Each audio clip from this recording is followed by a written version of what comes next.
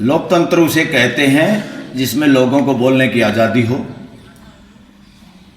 जिसमें बल्कि आलोचना करने वालों का ज़्यादा स्वागत हो,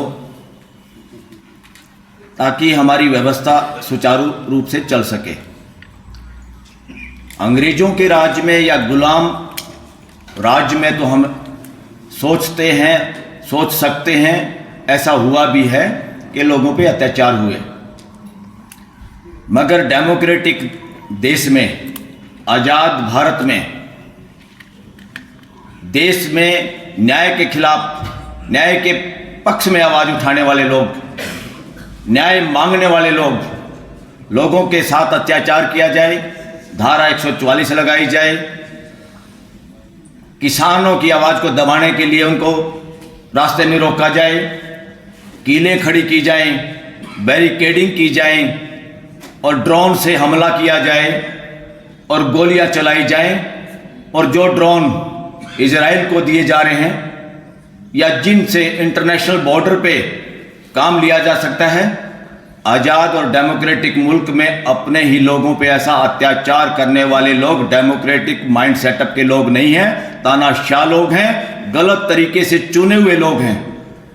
ये लोग आज़ाद मुल्क के शासन में बैठने वालों की काबिलियत इनके पास नहीं है, और इससे पता चलता है क्यों ये लोग ऐसा करते हैं। इन लोगों को ईवीएम के सारे गड़बड़ करके सत्ता हासिल करने का चस्का लग चुका है। जो आदमी लोगों के बीच में जाके रिक्वेस्ट करके, अपनी बात करके जब वोट हासिल करता है तो एहसान से दबा होता है और अपने मुल्क के लोगों की वो बात करता है। और जो आदमी के पास चोरी चकारी की वोट है, चोरी चकारी का पैसा है, उसके लिए इनका महत्व नहीं होता। मैं तो ये कहता हूँ 2019 से में भी हो सकता 2014 में भी ये इलीगल तरीके से चुनी हुई सरकार है, ये असंवैधानिक सरकार है। इस देश में अगर जांच हो जाती, जिस पाकिस्तान को दिन रात पाकिस्तान हिंदू मुसलमान करते ये लोग नहीं थकते, उस पाकिस्तान में हटाया हुआ चीफ जस्टिस वहाँ के वकील और जनता आंदोलन करके दोबारा नौकरी पे लगवाती है। उस पाकिस्तान में भ्रष्टाचार में प्राइम मिनिस्टर भी जेल में जाता है। उस पाकिस्तान का इलेक्शन कमिश्नर, बड़े पद का आदमी दुनिया के सामने स्वीकार करता है, वीडियो देखा होगा आपने, जो कहता मुझे चौराहे पे फांसी लटका दो, मेरे से गलती हो गई, वोट किसी और की थी और हमने गलत तरीके से दूसरों को डिक्लेयर करा दिया। इस देश में बहुत दिनों से ये होता आ रहा है और आज जो लोग सत्ता में बैठे हैं वो इसके एक्सपर्ट लोग हैं। साथियों, देश में धारा 44 अंग्रेजों ने इसका बहुत मिसयूज किया। आजाद देश में इस तरह के काले कानून की कोई जरूरत नहीं, जिस तरह से सेडिशन देशद्रोह की जरूरत नहीं। सेडिशन कानून भी इसलिए था कि बाहर के लोग देश पे राज कर रहे थे, उनके खिलाफ कोई बोल ना पाए, बिना दलील बिना अपील लोगों को जेल में ठोको।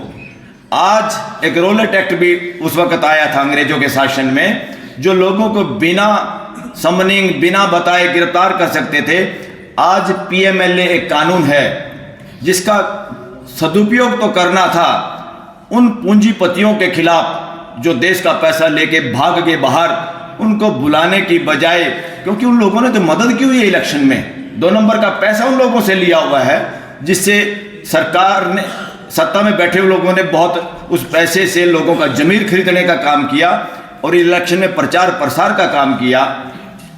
बल्कि इसका अब इस्तेमाल हो रहा है डेमोक्रेसी का हनन करने के लिए, देश में लोकतंत्र खत्म करने के लिए। जिसको चाहो, आज चाहे कर्मचारी है, चाहे व्यापारी है, चाहे कोई किसी तरह का भी काम करता है, लोगों को ये जानबूझ के जो 80-90 करोड़ लोगों को निःशुल्क राशन देकर उस पर भी फोटो लगा के, किसी के बाप का है क्या राशन, इस फोटो नहीं लगनी चाहिए, इसका भी हमें बोलना पड़ेगा। ये फोटो लगा के ऐसा कर रहे हैं जैसे कोई धन्नामल सेठ अपनी पॉकेट से ठगी ठोरी मार के फिर जनता को एहसान करना चाहता है। इस तरह से हर रेलवे स्टेशन पे, हर पेट्रोल पंप पे, दिल्ली में भी बसों के पीछे ये जो गलत लत मुंह लग गई है कुछ लोगों के, क्योंकि डेमोक्रेसी में और इंडियन कॉन्स्टिट्यूशन के बाद यहाँ पे कोई एक आदमी का शासन या एक शहंशाह आएगा, एक महान व्यक्ति पैदा होगा जो देश को बचाएगा, या जनता जिसकी इंतजार करेगी वही लोगों का इलाज करेगा, वही लोगों को की जान बचाएगा। इस तरह की मानसिकता, ये वो मानसिकता है गुलामी की मानसिकता। दूसरी तरफ मानसिकता है जो डेमोक्रेटिक देश में संविधान के बाद है, वो समानता की मानसिकता, फ्रीडम की मानसिकता।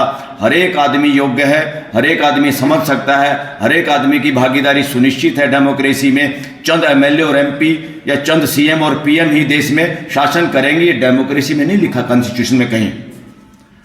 कॉन्स्टिट्यूशन में और डेमोक्रेसी की डिमांड ये है, व्यवस्था की डिमांड है, शासन की डिमांड नहीं है। और ये देश पुलिस राज्य नहीं है कि जहां जब चाहे लोगों के खिलाफ पुलिस खड़ी कर दी, जब चाहे उनके सामने धारा 44 लगा के बैरिकेड लगा दिए, जब चाहे जो आवाज़ उठाने वाला है उनको गिरफ्तार करके बसों में पशुओं की तरह भर के इधर उधर दूर छोड़ आए, वो धक्के खाते हुए अपने घर शाम को जाते हैं। ये दमनकारी नीति डेमोक्रेसी में नहीं चल सकती। जो लोग इनको चला रहे हैं उनका डेमोक्रेसी में विश्वास नहीं है, वो देश के असली प्रतिनिधि हैं ही नहीं। तो ईवीएम का एक और नाम भी मेरे जहन में आया, ई से एतबार, वी से विनाश, एम से मशीन। एतबार का विनाश करने वाली मशीन है तो ईवीएम है। ईवीएम पूरी दुनिया के अंदर, पूरी दुनिया के देशों ने जो टेक्नोलॉजी में भारत से जो बहुत आगे हैं, उनकी कॉन्स्टिट्यूशनल कोर्ट ने भी कहा ये अनफेयर है, इससे इलेक्शन करवाना अपराध है, लोगों के फंडामेंटल राइट का वायलेशन है। हमारे यहाँ क्या गड़बड़ हो रही है? हमारे यहाँ गड़बड़ ये हो रही है, ईवीएम के खिलाफ जो केस भी है वो जिस कोर्ट में है, वो कोर्ट सुनवाई करने की बजाय मार्च में तारीख लगाती है सुप्रीम कोर्ट में। साथियों, सुप्रीम कोर्ट के अंदर मेजॉरिटी एडवोकेट और देश के अलग अलग जगह के वकील भी अब पहचानने लगे हैं कि सुप्रीम कोर्ट और हाई कोर्ट जितनी कमजोर होती हैं देश में उतनी तानाशाही बढ़ती है।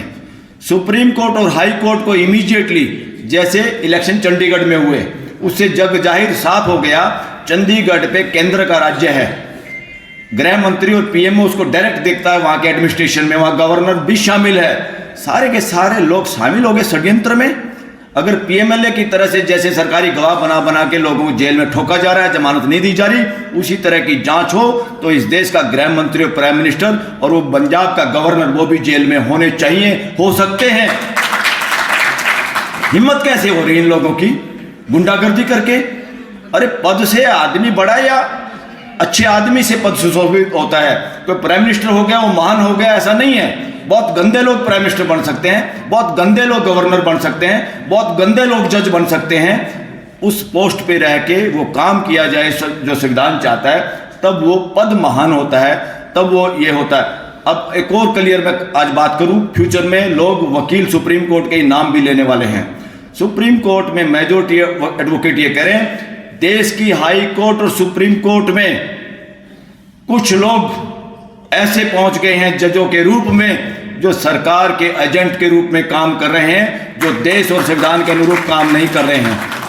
उन लोगों को सचेत होने की जरूरत है और इमीडिएटली ईवीएम का केस सुप्रीम कोर्ट को तुरंत सुनना चाहिए, क्योंकि ये देश की आवाज है।